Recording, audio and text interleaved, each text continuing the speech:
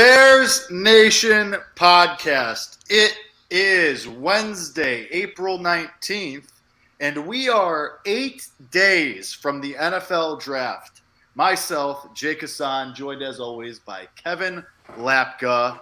We are here. We're going to go through a big board. We said we were going to do a mock draft, and we said, you know what, we wait. We don't want to be redundant with our mock drafts. So instead, we're going to go over some new stuff, go over, everything that everybody's talking about. And we're going to do our big board. And we're going to go through everybody that we think is a fit for the Bears at number 9 or maybe later. And then talk through it, talk through the prospects, and see what we think. So that's what we're going to do today. Next week will be our final mock draft ahead of the draft, obviously. So be sure to tune in for that. But Kevin Lapka, how are we doing?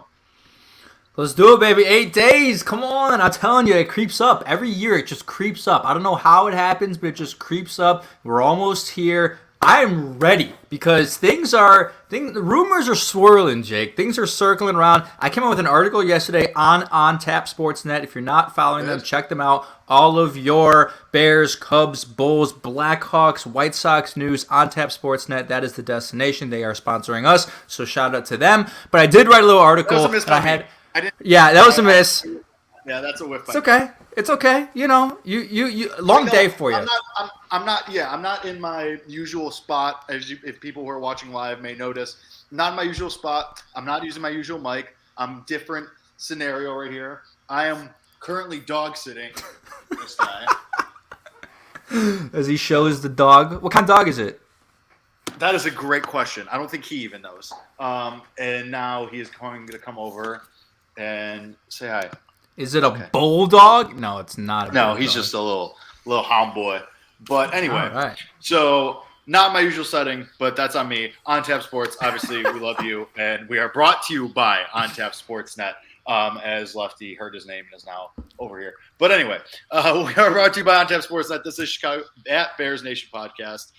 On Tap Sportsnet is your home for all things Chicago sports, including this lovely podcast. Kevin, you were in the middle of a thought.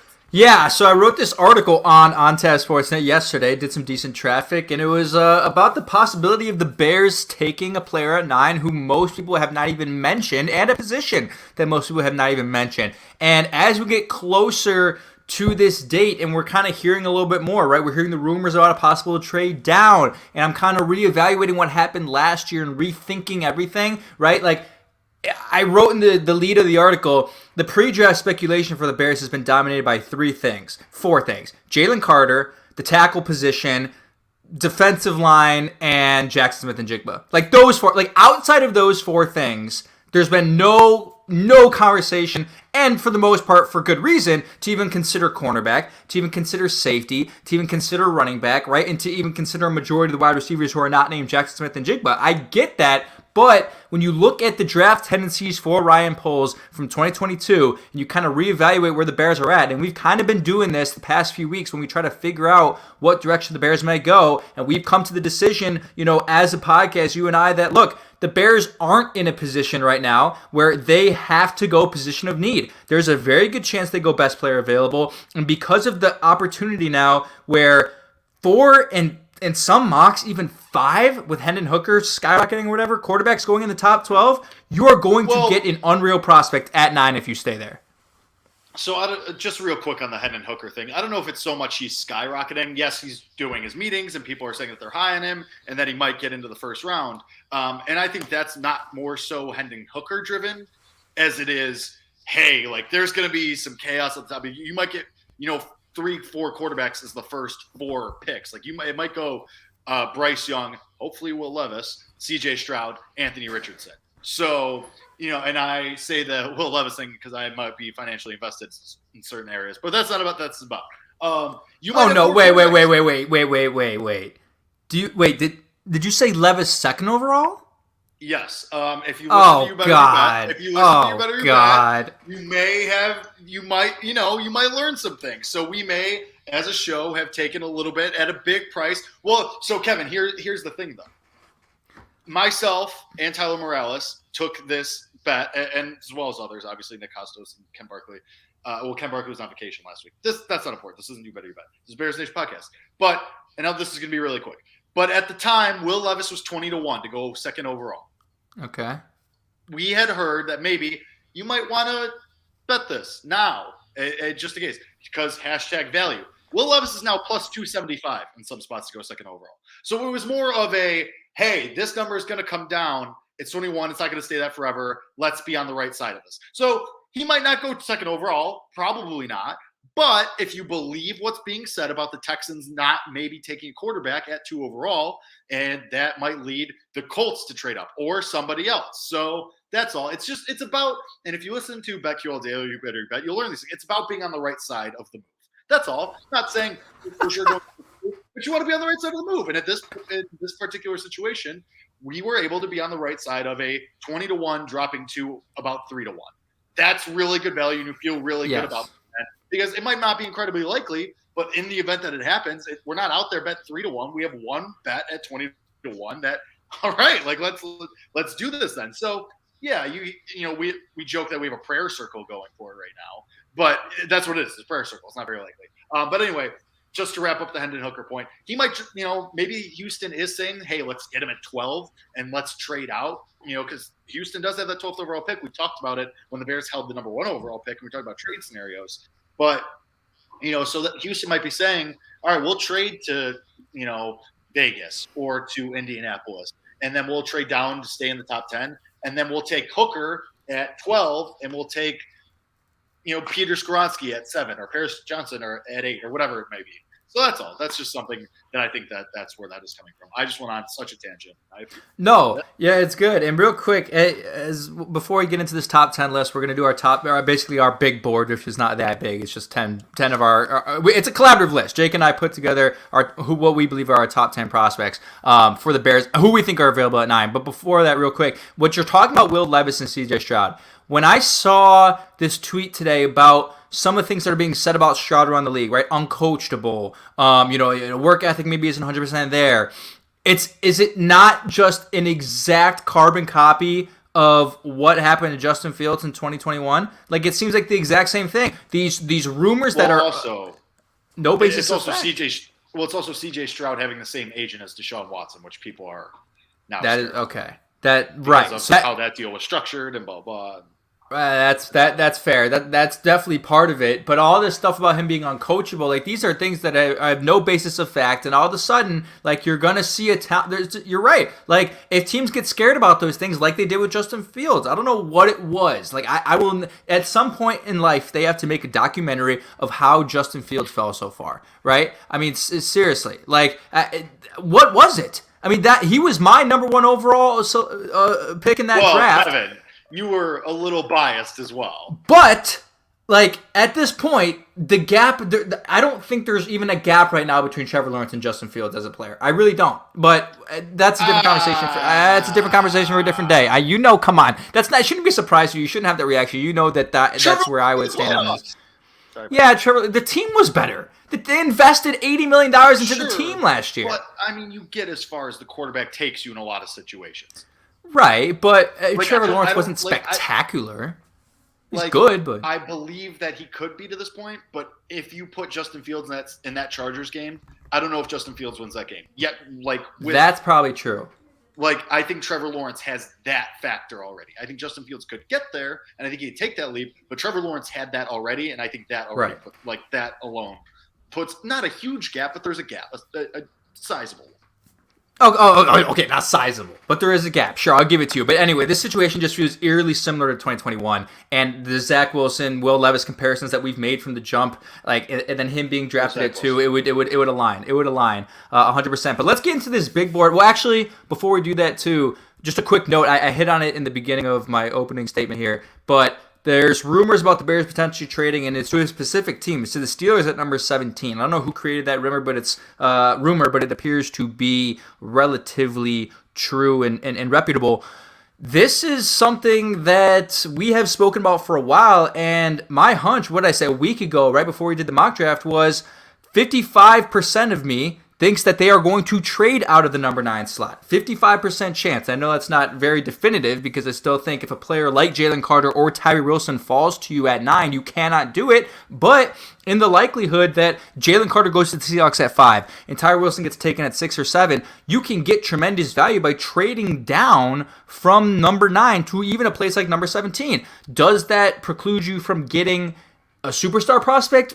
probably a superstar if you mean Tyree Wilson, Jalen Carter, Will Anderson. Those, if you're putting all those guys in a tier, yes. But at 17, you're still in the running for probably a Jordan Addison, a Brian Breesy, a Miles Murphy, maybe even Paris Johnson, Jackson Smith and Jigba probably at 17. And I think the most interesting thing about that was I went back into history and I looked at some deals in that range that have been made in the first round, right? So you're going down 8 slots, and the caveat is the comparison I'm going to make was this team traded up for a quarterback. I believe the Steelers are likely trading up to at number 9 for probably Jalen Carter. Like that's the only way, in my opinion. It makes too much sense. Tomlin believes he can coach him. Who else would it be? I mean, it makes way too.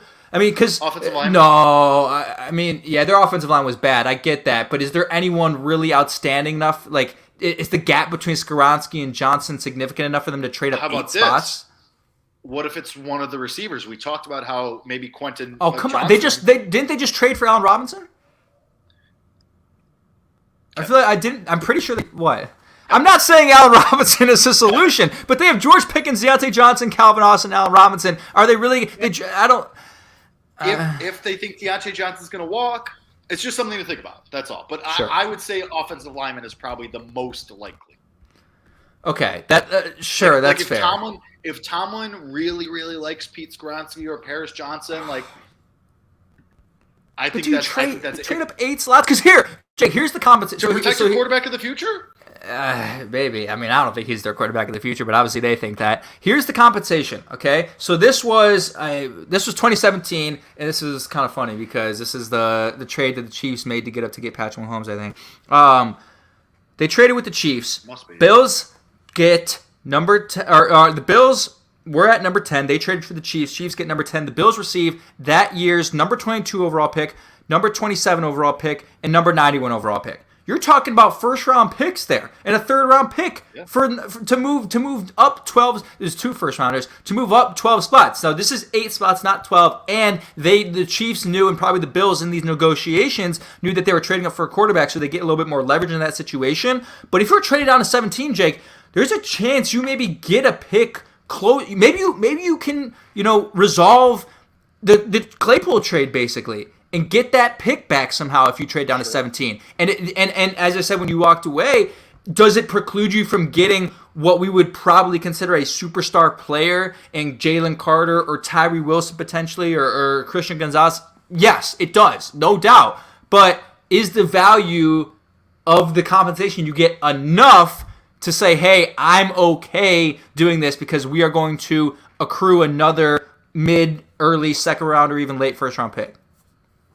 I think it's worth it depending on who the Bears are targeting. Now, we've seen a lot of smoke, let's say, about Darnell Wright, the lineman, the tackle from Tennessee. And people are starting to kind of put that out there as the Bears like him more than Pete Skoronski and his apparently tiny baby arms over Paris Johnson, who you don't hear about at all for some reason. And that Wright is the guy that the Bears like for some reason. That they like his nasty, they like his measurables, so on and so forth. And so if the Bears like him that much and they say, well, we don't want to take him at 9 because that's not, I don't think you're going to get 2 first-round picks because you also have to remember that in that 2017 draft, Mitch Trubisky was the only quarterback taken at that point, at number 2 overall, famously by the Bears. So still, you're willing to give up more if you're going to trade up for a quarterback. In this situation, Watson was taken 12th. Right? Watson was taken 12th. That's right. I'm stupid. Because the Browns had a Houston situation that similar to this year, where the Browns had 1 and 12, and Houston this year has 2 and 12. So it was a similar situation. It was Houston because he's now with the Browns, but he was drafted. Oh Houston. Yeah, I know what you're saying though. Yes, they had. So did Houston have the 12th overall pick that year? I'm trying to figure out. I just had it pulled up. Hold on. Am I an idiot? I might be an idiot. No, because Miles Garrett was taking number 1 overall to the Browns. The Texans didn't have 2 picks that year. They just ended up taking just. I don't know why my brain got confused. Anyway, but the point being that you're going to be willing to trade up more because also we consider that there are 4 first-round worthy, possibly 5 first-round worthy quarterbacks in this draft. Correct. For sure 4, maybe 5, depending on who you are and what your front office evaluation is. But there's definitely 4. That year there were only 3, and 1 was already off the board. So you were like, okay, we're down to 2 guys, and we want to make sure we get our guy. You're going to be making sure you give up, not making sure, but you're going to be willing to give up more to make sure you get your guy in that situation, knowing that like a Texans are looming and are probably going to take one of these 2 guys. So in this scenario, Pittsburgh's not trading up for a quarterback. We know that they have their quarterback at least for the next 2 to 3 years, at least. So, well, right. 4 if you count the 5th-year option, really, but those don't always get picked up. So let's say 3 years at least, possibly more. So they're drafting up more so for a lineman or maybe a wide receiver or maybe a defensive player. I don't know, but maybe Jalen Carter, like you said. But that point being, yeah, you could probably get that second-round pick that you gave up in the Claypool and rectify it, quote unquote. I think it just depends. Like I think it says a lot about the Bears if they trade down that far. Maybe they are targeting a Quentin Nelson or Jordan Addison or a Quentin Johnson or no, right? Quentin Johnson. What did I say?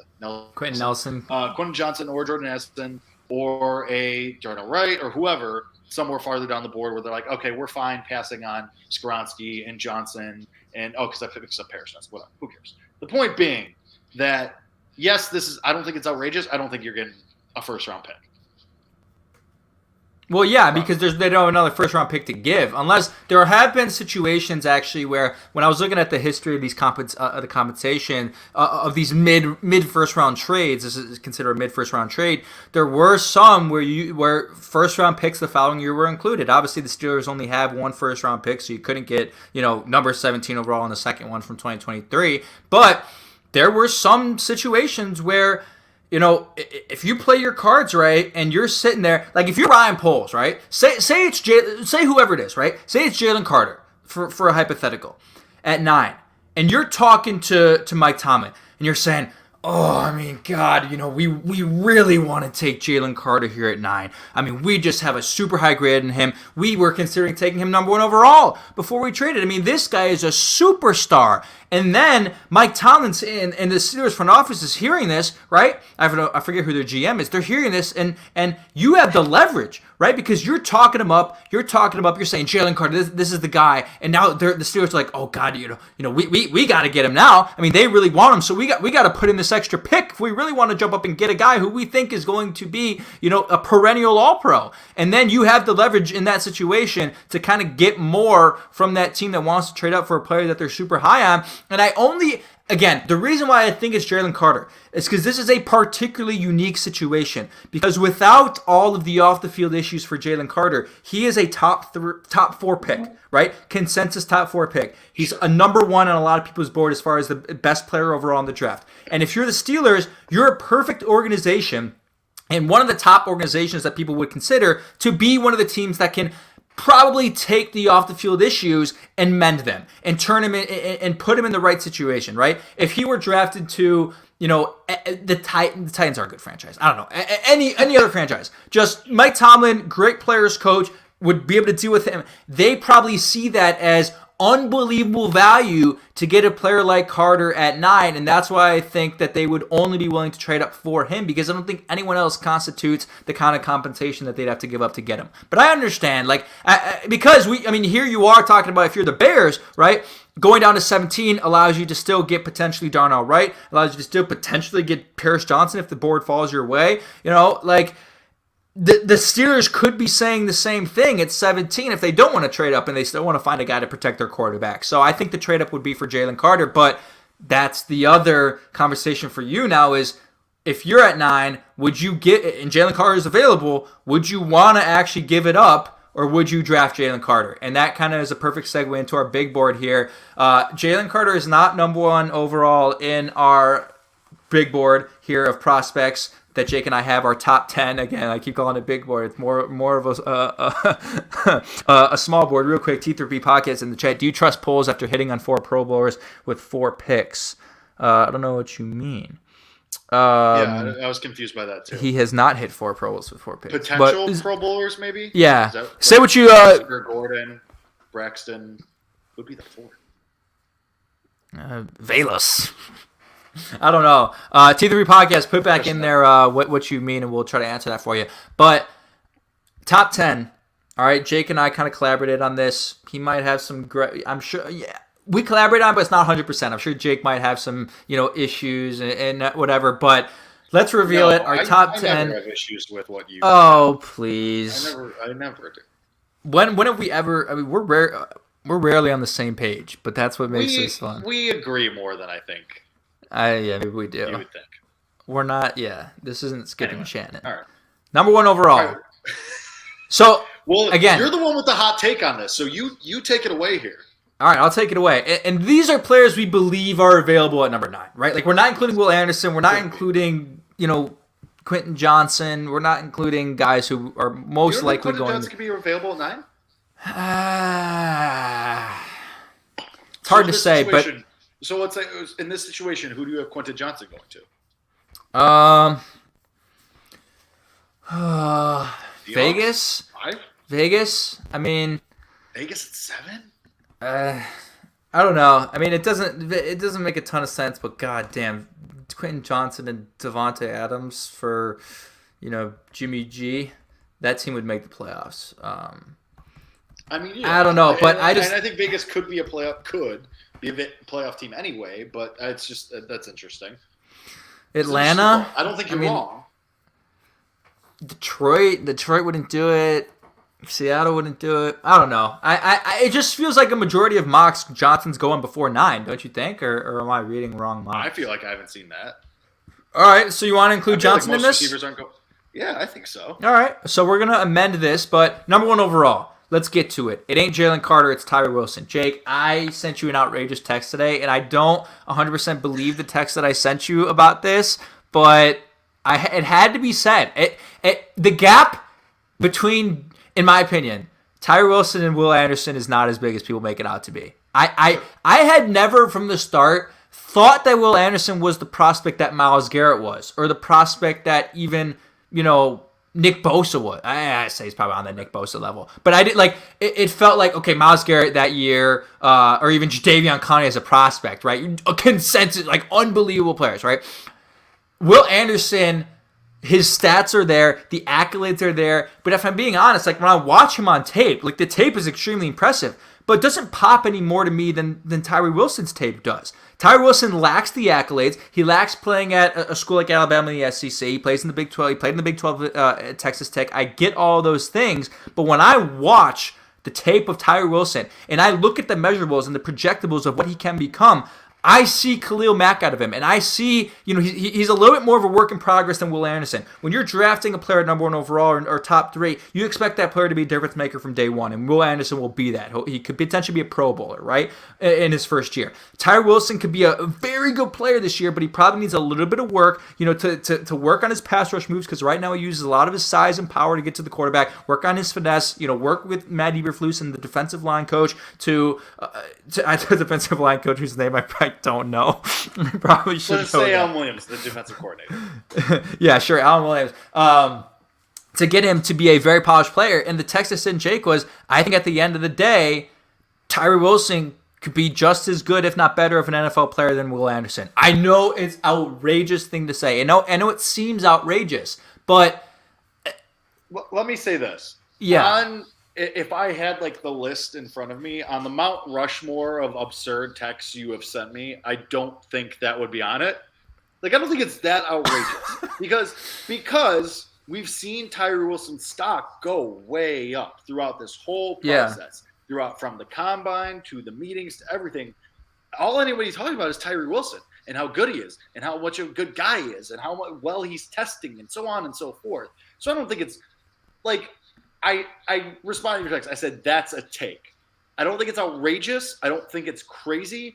It's a take. I think because most people see Anderson as the safe player. Look at all the stats. He went to Alabama. Wilson's more he had good stats and he has great highlights. But I think he's more of a projection player. Not to say that he can't hit the ground running and can't be a Pro Bowler year 1 in the same way that we expect Anderson to be. But I think it's just that's where people see the gap is the accolades in school and so on and so forth. Yeah, I mean, Will Anderson going into this final year at Alabama, was already projected to be a top 5 pick. Like, people knew that, right? Wilson, was a transfer. He went to Texas Tech. He still had a productive year in 2021, but then it was 2022 where he broke out, right? Like, we have just known the name for longer. Or Tyree Wilson has sort of burst onto the scene as of lately, and then really through the draft process, as you mentioned, starting with the combine. Like, that combine performance, along with his meetings and even the press conference that people really enjoyed, really helped his draft stock. But when you look at him, we talk about the accolades not being there in comparison to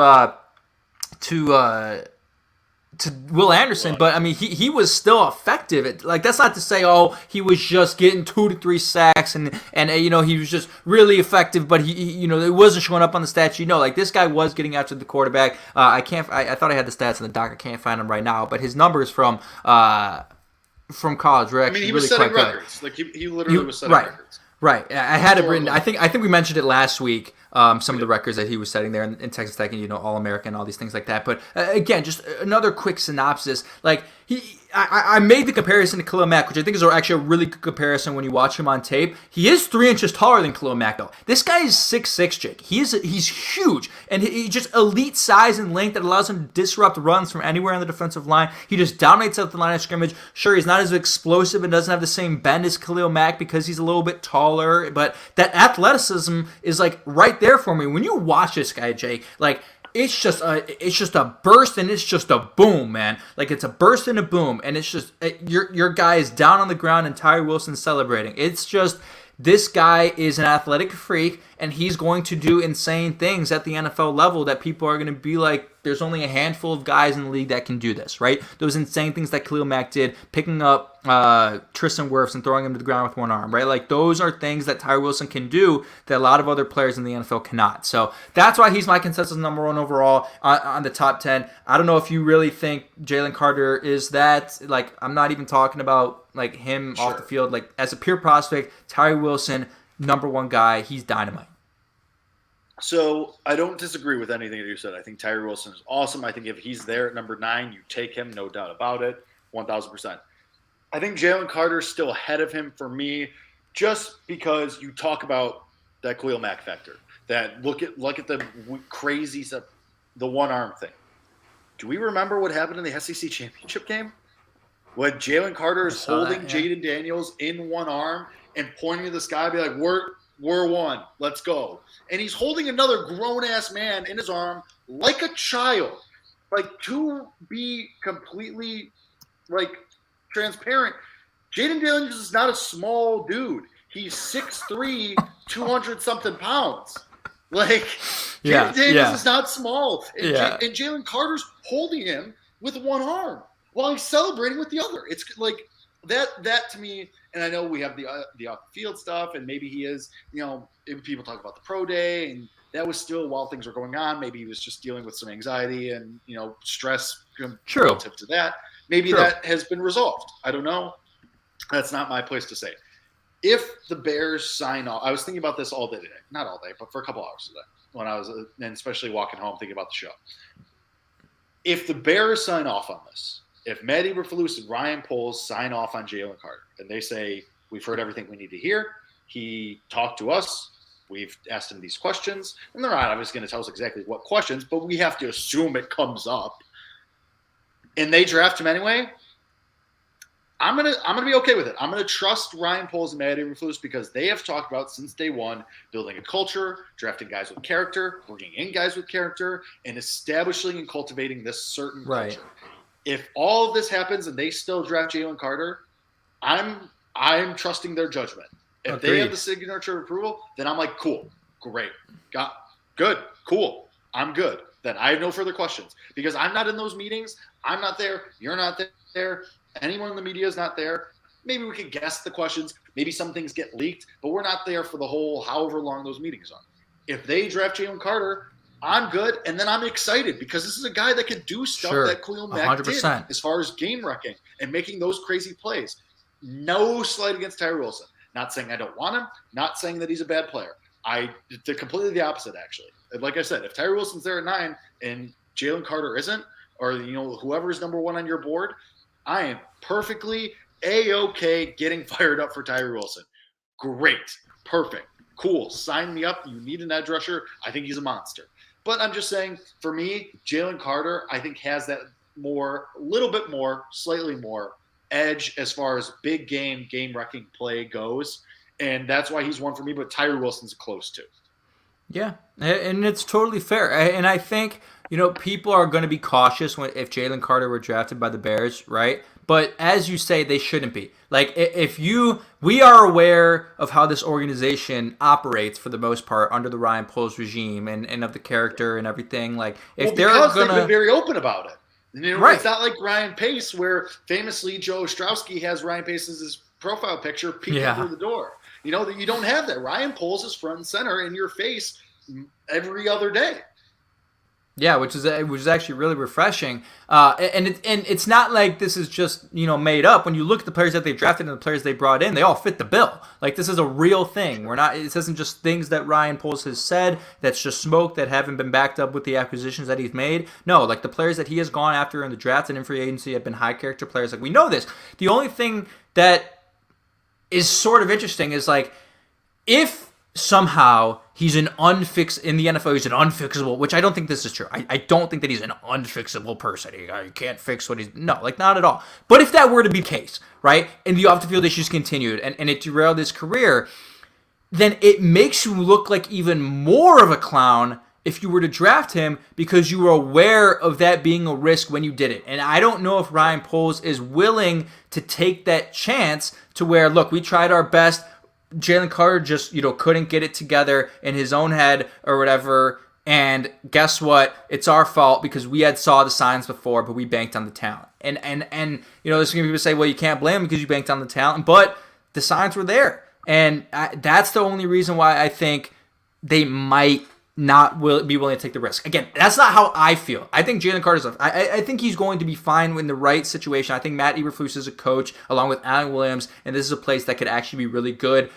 in cultivating for him, right? But it's nonetheless a risk. So anyway, Tyree Wilson's my one, but your one is Jalen Carter. Tyree Wilson's your two. I have it flip-flopped. Whatever happens, both of those players, in my opinion, are going to be dynamite superstars in the NFL. Like, I don't think that there's really a doubt about it. Like, both those guys are unreal. So let's go to number 3 here on the big board. Now, even with Quentin Johnson, I'm going to keep this number 3. I know we have to amend this list to include Quentin Johnson, but I'm going to keep this player at number 3. He's the guy who wrote the article about Christian Gonzalez, quarterback out of Oregon. And this really honestly got put on, like, Christian Gonzalez has been on my radar. But it was Peter Schrager's mock draft yesterday that he mocked Christian Gonzalez to number 9 overall. And for people saying, well, who gives a shit what Peter Schrager has to say? Year after year, Peter Schrager has the most accurate mock drafts of anyone in the NFL. He makes his mock draft based off of what he's hearing from league sources, not his opinion on who he thinks each team is going to take. So for that, it does become the most accurate because he's using tidbits of information as an NFL insider to determine how he's going to shape the first round in his mock draft. And he mocked the Christian Gonzalez to the Bears at 9. And I'll just tell you basically what I said in the article. If you want to go read the article, go to OnTapSportsNet. Just search up my name and you'll be able to see that article. But it makes a lot of sense, and I said it in the opening statement, Jake. There's a great chance they operate best player available, and Christian Gonzalez would likely be, if Carter and Wilson are gone before 9, the best player available there for you at number 9 overall. I mean, this guy is an unbelievable athlete, Jake. He checked in at a 9.95 relative athleticism score. 9.95. If you remember last year, people were drooling over Kyler Gordon's athleticism score. Do you remember that? It was like the topic of conversation for Kyler Gordon. His was a 9.69. So Christian Gonzalez is 0.26 higher than a guy that we already thought was one of the best athletes on the team last year. I mean, he a 4.38 40-yard dash with a 41.5-inch vertical. I mean, Jake, these are unbelievable athletic feats here. And he's 6'1". Like Kyler Gordon's 5'11", Christian Gonzalez is 6'1". So he has this combination of size and speed that allows him to compete against any receiver. He can contest jump balls against DK Metcalf. He can run the field with Tyreek Hill. He does also, Jake, play outside corner. So Gordon could move back to the slot where I think he's better and more natural at. Then you have two extremely talented pass breakup outside corners and Jalen Johnson and Christian Gonzalez. this Bears secondary, if they nabbed Gonzalez, would be the best in the NFL immediately starting the first game of the year. I 100% wholeheartedly believe that. I mean, think about what Matt Eberflus, we know Matt Eberflus is in Ryan Poles' ear, and I'm not saying he's dictating the picks that are made, but obviously they're in collaboration. Haha, old word between Nagy and Pace, collaboration. But Matt Eberflus is going to say to Ryan Poles, this guy is going to be a perennial All-Pro. There's a chance he becomes the best cornerback. I mean, he is the best cornerback in this class, in my opinion. There's a chance he becomes a top 5 cornerback in the league, in my opinion, because of his ceiling is that, because of how athletic and how raw he is. If he's pounding the table for him, Ryan Poles can't say no. You can't that. No one will be able to throw on your defense. You've already built an extremely athletic linebacking core with Tremaine Edmonds and T.J. Edwards and already Jack Sanborn, and then you have a secondary that gets after the ball and as athletic as it is. Jake, this defense would be scary enough where I would say confidently the Bears would win the division if they drafted this guy, and I would say the same if they drafted Jalen Carter or Tyree Wilson. I mean, I already bet on them to win the division because I don't. So basically, Kevin's saying that no matter who the Bears draft, he's betting, the Bears. Incorrect. It's 4 players. Four players. Paris Johnson, Tyree Wilson, Jalen Carter, Christian Gonzalez. If they draft one of those 4 players, they're winning the division. That's what I'll give you. I agree with you about Christian Gonzalez. I think he's a very good athlete, and forever we were hearing about how Christian Gonzalez was far and away the top DB in this class. And then Devin Witherspoon, famously of my University of Illinois, has been making a push. People have been kind of pushing his clips, the hit against Indiana and some of his other hits and some of his ball hawking abilities. People have been, really hyping up Devin Witherspoon lately. And I think Devin Witherspoon's going to be great. I think he's going to be really, really good. I love him as a prospect. I think he's awesome. I agree with you. I think Christian Gonzalez is still probably the top DB in this class. And we talked about on this podcast not too long ago, a couple episodes ago at most, that if you draft one of these 2 corners, whether it be Gonzalez or Witherspoon, because maybe Gonzalez goes earlier, or maybe Witherspoon goes earlier, or whoever is there, because I think one of them will be taken before you at 9. Just, pick your favorite. Yeah, sure. But in this instance, let's say the Falcons or the Raiders take Witherspoon, because the Raiders especially already have one former Illinois DB in their backfield, and Nate Hobbs. Maybe they pair them together. I don't know. But connection there. But regardless, let's say Witherspoon goes before Gonzalez here, and Gonzalez is there at 9.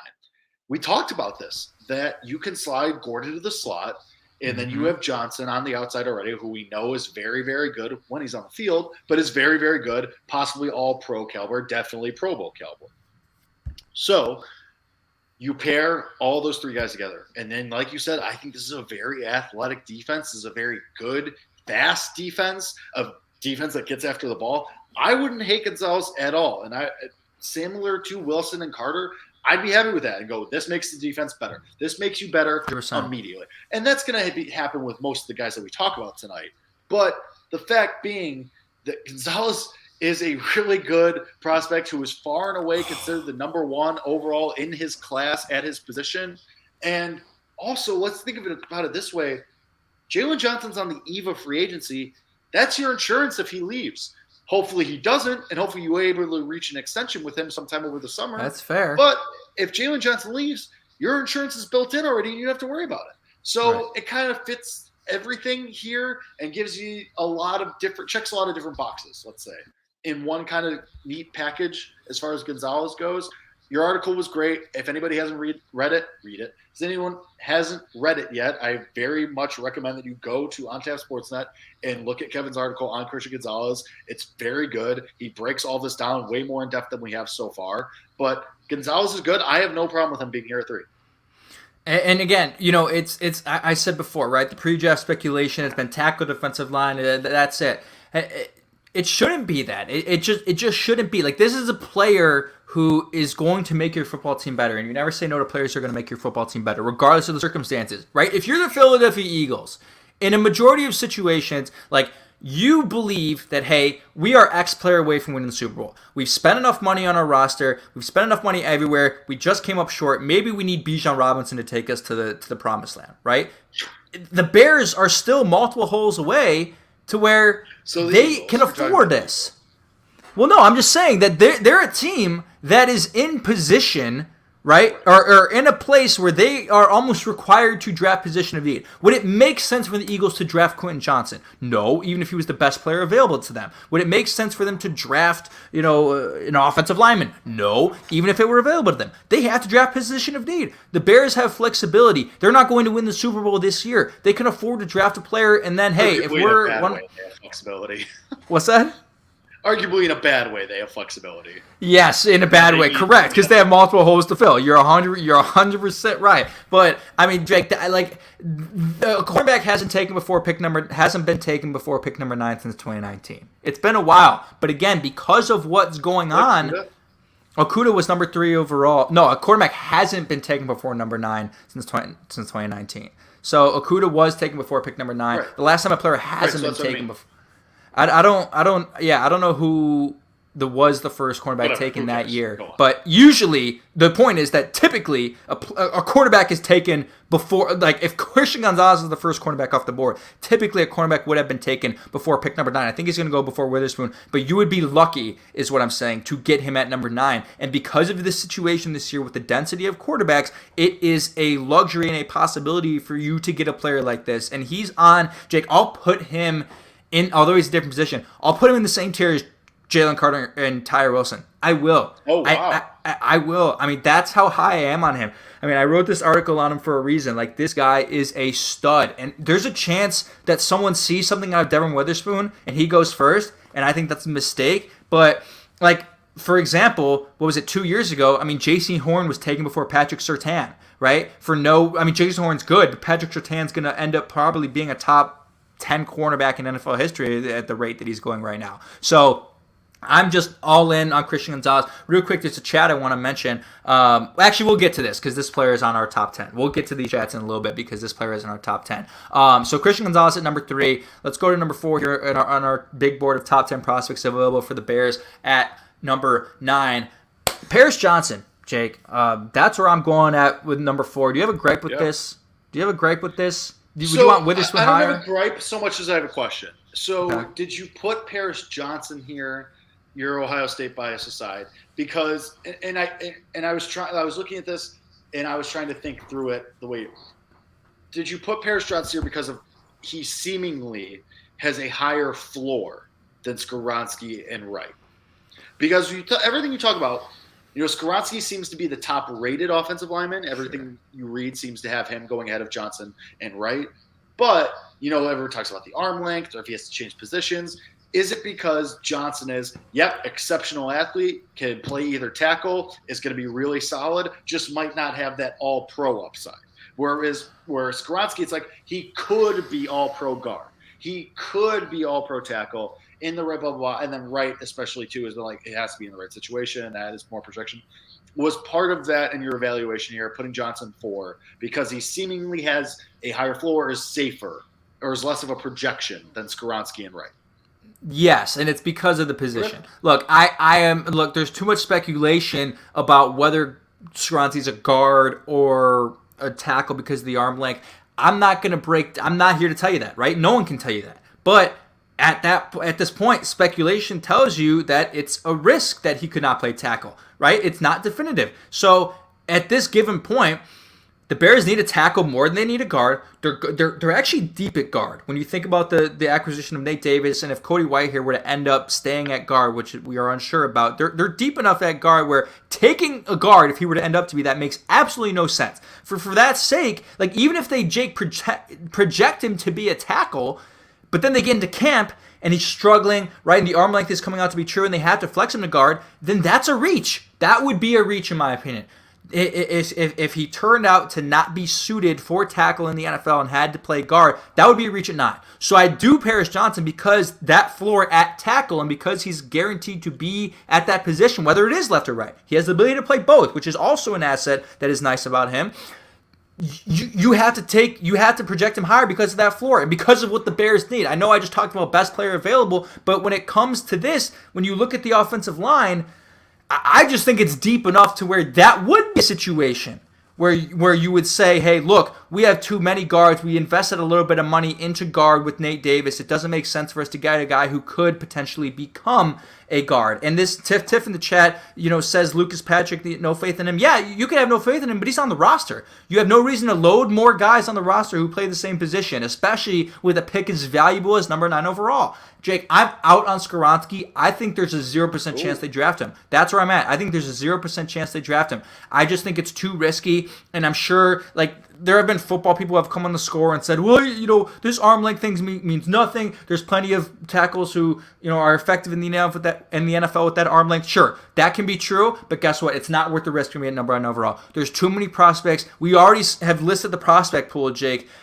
Of the 3 players that we listed before number 4, one of them is going to be available. Would you really take Skoronski over one of those guys? Absolutely not. It's too much of a risk. Paris Johnson to me would be the pick, but although he's number 4 on this board, I would be surprised if he was actually the selection because I think there's better talent there. But part of the reason we made this list is because if they go down to 17, there's a chance that he's available there. So I got Johnson over Skoronski. And I also, again, I know you just asked about the floor and everything.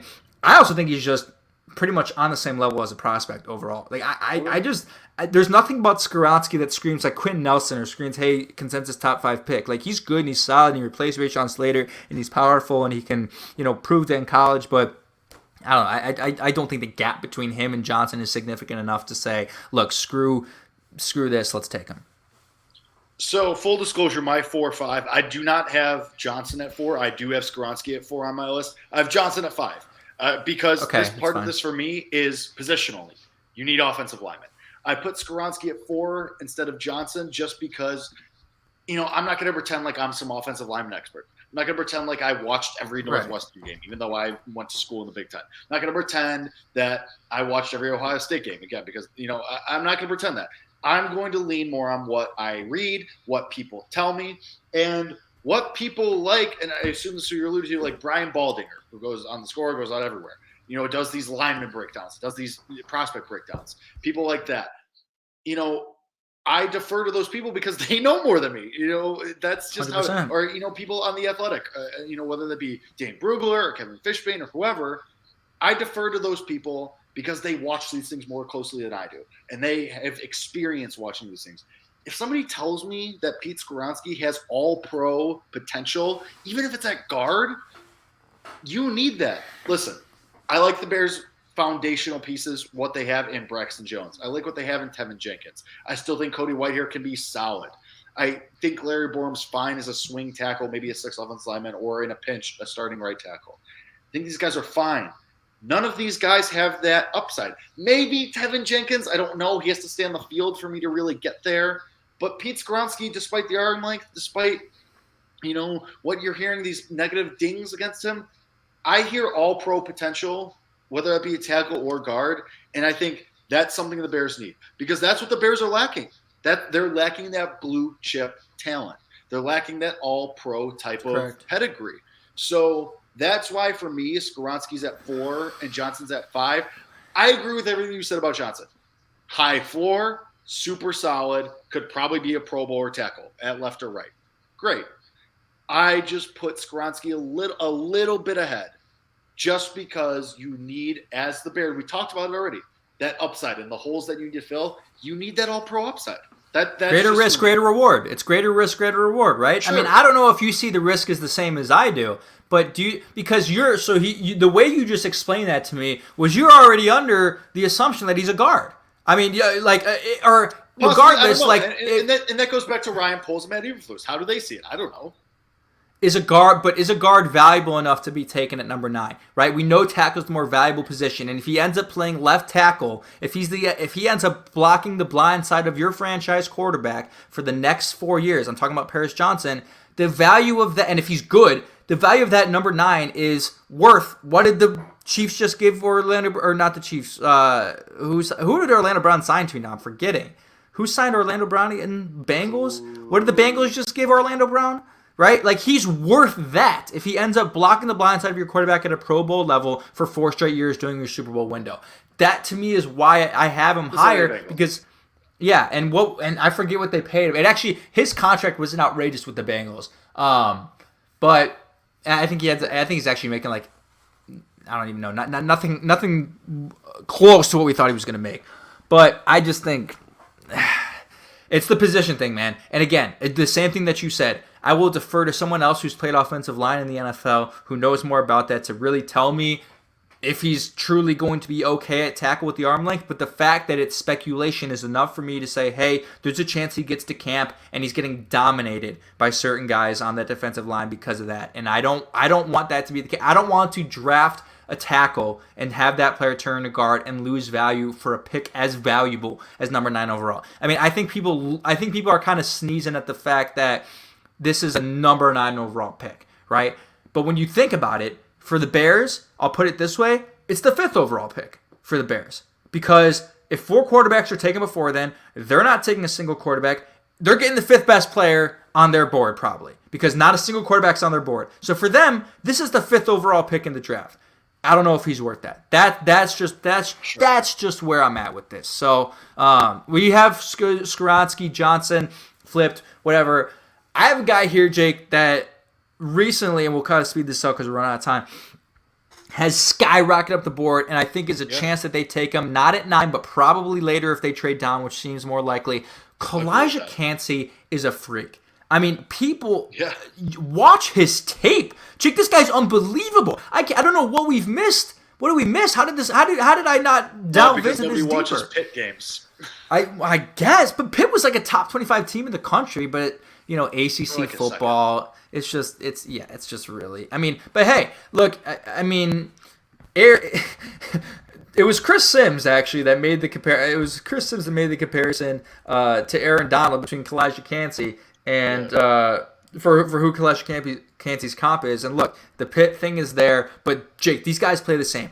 I think one of the reasons we haven't heard the name a lot is people are concerned about his size, right? He's a little bit shorter for the position. He's not Aaron Donald short, but he is 6'1", which some people believe is too short. He's a little bit less weight than you would expect for a guy who is probably going to be your 3 tech for you. But this guy, Jake, is unbelievably athletic. He's unbelievably athletic. He's Jalen Carter type athletic. He might be more athletic than Jalen Carter. I think he is more athletic than Jalen Carter, which is, some would say an outrageous thing to say. But hey, Next Gen Stats on his profile ranked him the most athletic defensive tackle in the entire class. Again, one of those situations where, hey, this isn't just a player who has projectables, who's athletic, who performed well at the combine, who didn't do things in college. Jake, this guy had 14.5 sacks and 27.5 tackles for loss in his 2 years as full-time starter.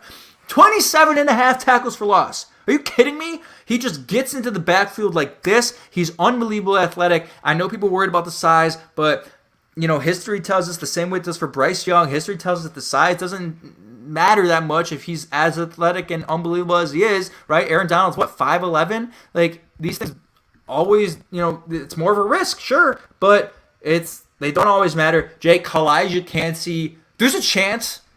There's no chance. There's no chance he's the pick at 9. I don't think there's a chance he's the pick at 9. It's not possible. There's not possible. But if they move down, even if it's not 17, if it's 12, 13, 14, 18, 20, whatever it is, I think the Bears are getting a top 15 talent, a top 13 talent, a guy who's going to be the face of their front four for the next 5 years in Kalijah Kancey, and I think he's really good, and I can't believe we haven't brought up that name until now. Stupid. So I agree. I think this is a name that you're not going to talk about at 9. I think this is a name you're going to talk about in, let's say, the scenario that you proposed earlier, down at 17 with the Steelers. I think then this comes into play. Because everything you read is that this guy is an end of the first round type of player. That's fine. I agree. I think that you are, for the most part, not looking at this guy unless you trade down. But I think that when you hear the name Aaron Donald, obviously your eyes light up. You're like, oh my God. Yeah. You got to get the next Aaron Donald. Oh my God. Same way to the same school, plays the same position. Oh my God. As far as Chris Sims goes. Oh God. Let's remember that this is the guy that told us Mac Jones was the pick at number 3 overall. Because Kyle Shanahan is his BFF. Let's just remember that as far as that goes. Not to say that Chris Sims is bad at his job or he doesn't evaluate players well. He might be right. He might be right about Aaron Donald. Let's just, I don't like calling guys, even when we talk about Tyree Wilson, I don't like calling guys other players that are established, especially superstars like Khalil Mack and Aaron Donald, before they've even taken a step in the NFL. Like it's just it's unfair to those guys. It just is. It's not. Yeah. Now that being said, Kalijah Kancey is a freak, like you said. He dominated that competition. Granted, it was competition that people kind of see as lesser college competition, but and I kind of fall back on a little bit of the Jalen Carter argument here. If Ryan Poles and Matt Eberflus look at his combine numbers and he tests well in the meetings, and they say this is a guy that we can make an All-Pro or a Pro Bowler or whatever, then I'm in. Fine, great. Especially if it's a trade down. If it's a trade down to recoup more picks in the second and third round, and you still get a guy like this in the late teens or the 20s even, then I'm cool with that, and I'll trust their judgment, and I'll hope that they're right. And then I'll go through all the positive tapes of Kalijah Kancey, and I'll say, yeah, Chris Sims was right. This is Aaron Donald. Exactly. But until that point, you're right. I don't think it's number 9, but I'm fine with him on the spot on our list because I think if you trade down, I think that's a good spot for him.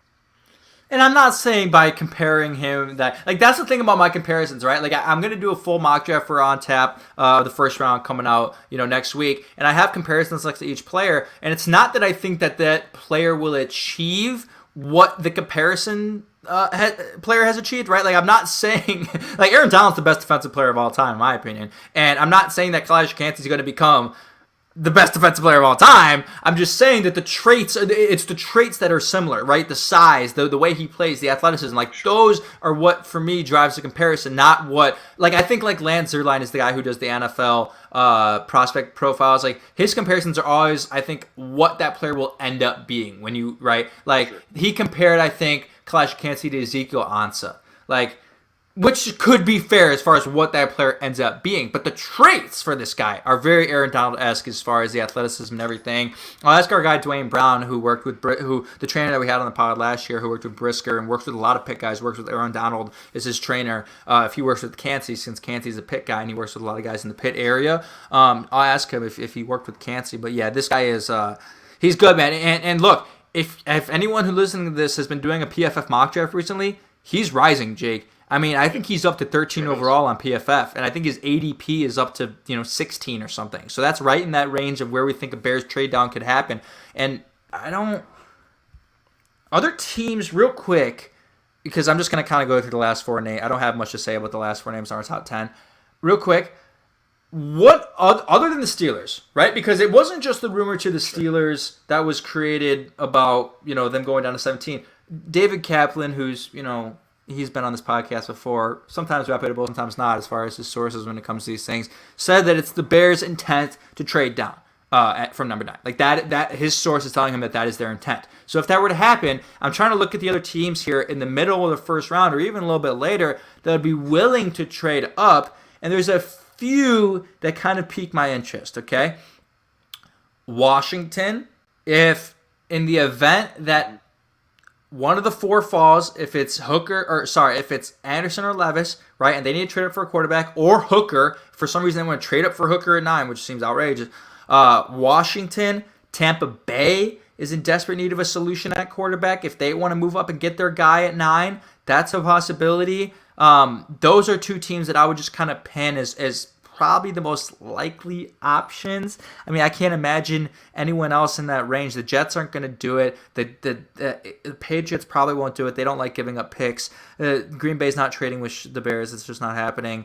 Detroit's not doing it either. What do you think about that? The Ravens are interesting. Depending on how the Lamar Jackson situation shakes out, I think that's interesting. I think that could maybe lead somewhere if Lamar Jackson walks. I think at 9, let's say that, and this could be completely, I don't know anything, but let's say Levis is still on the board or Anthony Richardson is still on the board at 9. That could be a point where the Ravens, 100%. If Lamar Jackson goes to the Falcons or, wherever, it seems like the Falcons are still the most likely destination, but wherever, let's say Lamar Jackson leaves to anywhere. If Anthony Richardson's still on the board after the success they had, let's say, the Ravens might punt on this year and say, all right, Tyler Huntley, it's yours for the year. And we're fine going 7-9 or, whatever. No, 8-9 or 9-8. And, maybe we sneak in as a wild card. We're fine with that because we have this kid next year and that's who we really believe in. Maybe. I don't know. Again, I don't know anything. This is all speculation. Who knows? But that could be something where you trade down and you get that extra second rounder, extra third rounder. It's just that's one that caught my eye too. Oh, if you're trading down to 22, Jake, that's a first rounder. You're getting you're. I mean that would be pretty much exactly the comparison that I made, right? Bills 22 up to 10, they get 2 first round, or they get technically 2 first rounders for it. So I don't know. I mean, you're getting a lot for that, but I hope that the Ravens re-sign Lamar because I have a future on the Ravens to win the division in a parlay. So that of course it's in a parlay. It wouldn't be you if it wasn't a parlay. It's a parlay of all the division winners in the league actually, and I wonder who I have winning the NFC North at plus 340. I wonder. I mean, that value's good. I don't think the Bears are going to win the division. It is. But that value's really good for a division that has the Lions as the leading favorite. The Lions, a team that, can never get over the hump. Anyway, our final 4, just do kind of a little breakdown. I'm not going to go a deep dive into any of these guys, really.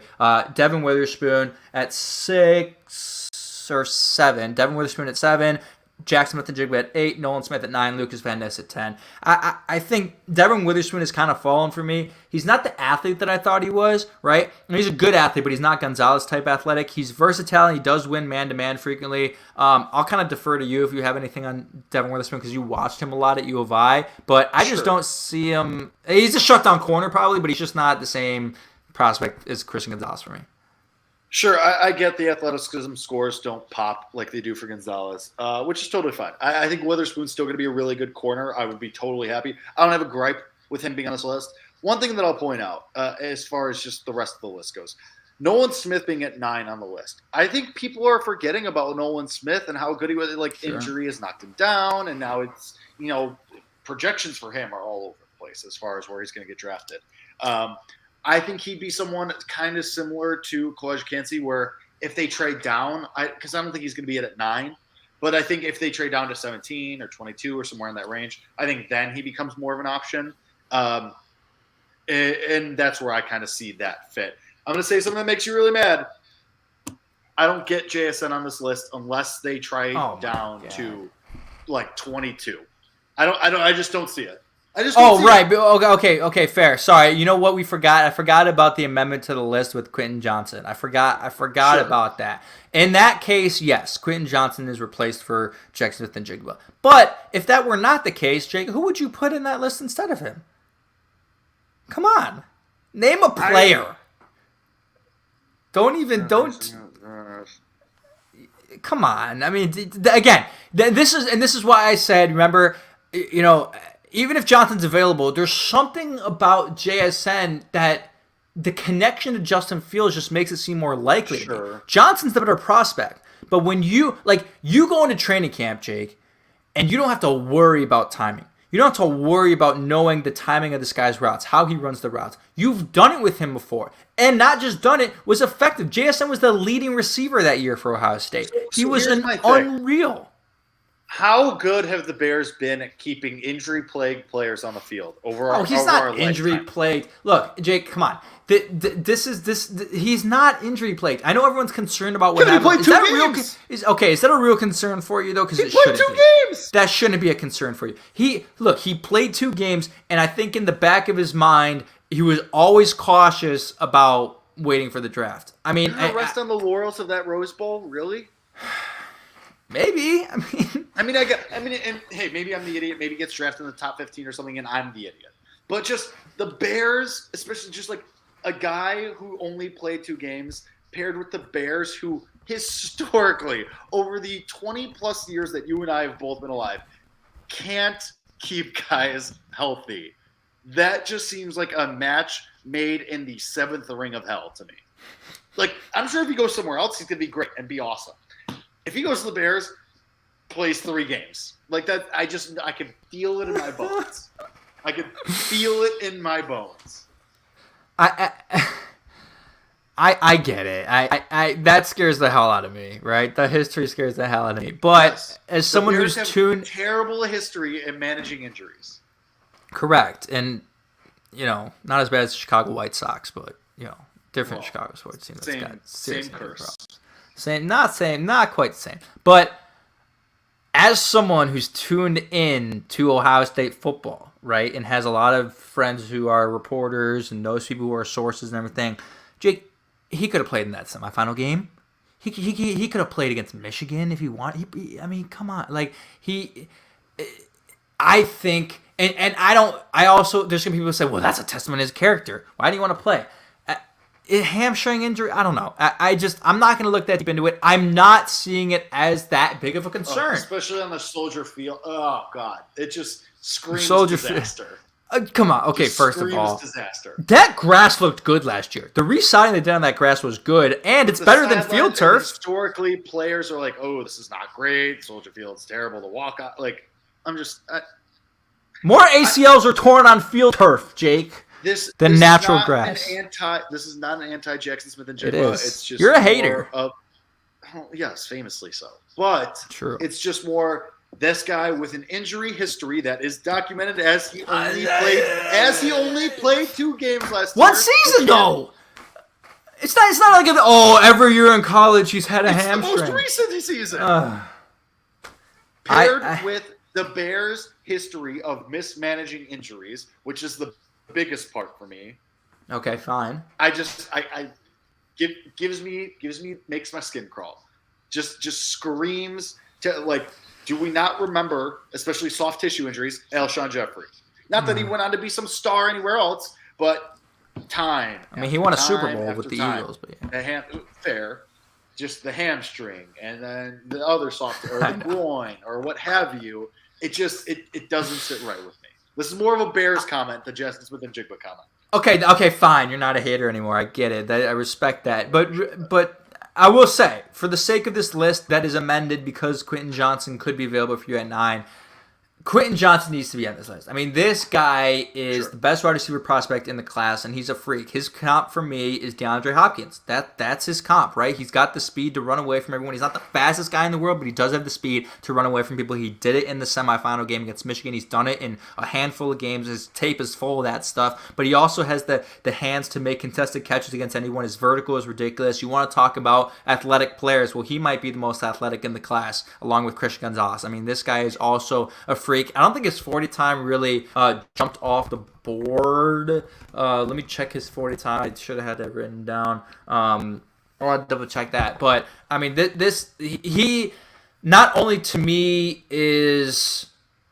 the most raw, but he's got the most potential to be a superstar in the NFL. I mean, he's 6'3", 208. His wingspan is huge. We talked about he this didn't run the last 40. Episode, that's right. That, like, Johnson is the guy who has the best chance to stick as an X receiver on the outside.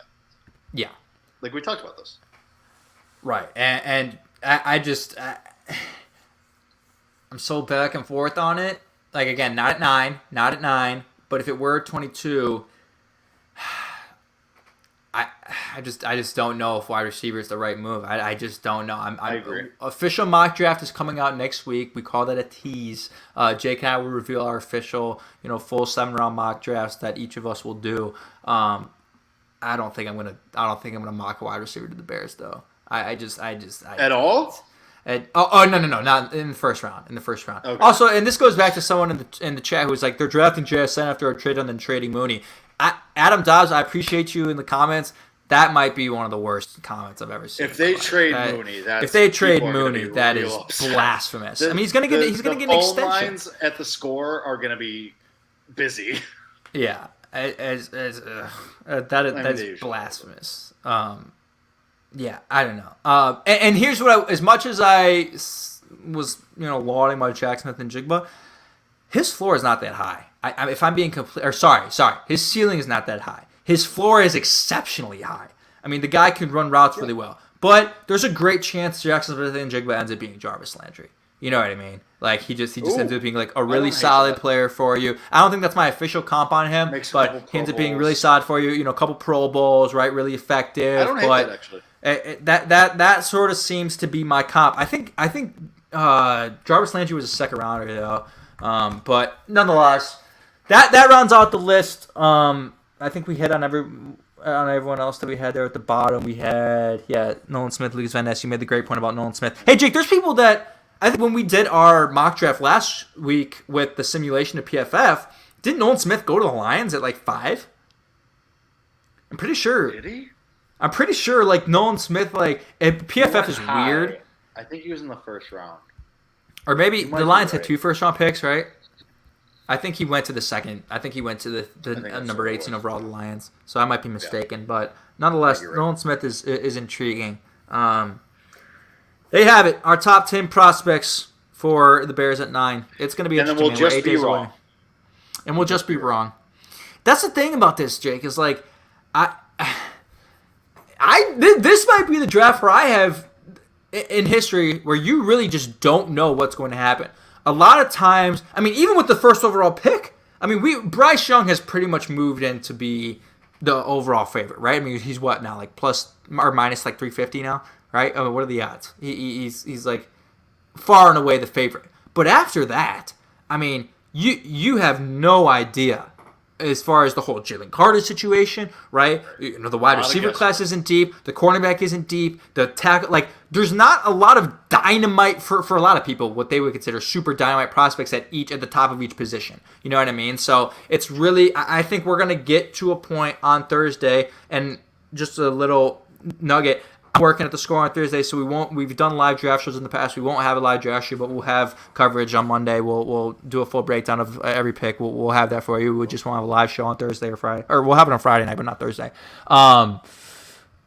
I think we're gonna end up sitting there on Thursday being like, holy shit, who could have saw this coming? That's what I think is gonna happen. So we'll see, man. 8 days away. We'll see. 8 days away, and then we'll give our full analysis, full breakdown after the draft. Full disclosure, I'm going to a concert Friday night, so I will not be here, but Kevin and Kellen will have you covered for day 2 of the draft. And just stick with us. And you know what? I want to do a little social experiment before we end this. Go tweet Shane Reardon and just say, hey, hope you enjoyed Blue Man Group. I just want to see Oh, I know. Not me or Kevin. Just you guys, whoever's still watching, whoever's in the comments. Just tweet at Shane Reardon. Is that the don't at? Don't say anything about us. I think it's at Shane. It might be underscore Reardon. Don't say anything about us. Don't say anything about the podcast. Underscore, just say, yeah. Hey, it's Shane _ Reardon. Just tweet a big, hey, hope you enjoyed Blue Man Group, or something to that effect. Don't mention me or Kevin. Don't mention the podcast. I just want to see what happens and see the social experiment. A Bears Nation podcast social experiment. Let's do that. All right. This has been Bears Nation podcast. Thank you guys for watching. Thank you guys for listening. We gave you almost 80 minutes today on our big board. Imagine what we're going to do after the draft. We do it for you guys. We love you guys. Go to OnTap Sportsnet. Read Kevin's article on Christian Gonzalez. Make sure you come back next week for our mock draft, and the week after that for our draft reaction. More than anything, tweet Shane Reardon. Hope you enjoyed Blue Man Group. And, of course, thank you guys, as always, for watching and listening. This has been Bears Nation Podcast. For myself, for Kevin, and as always, bear down.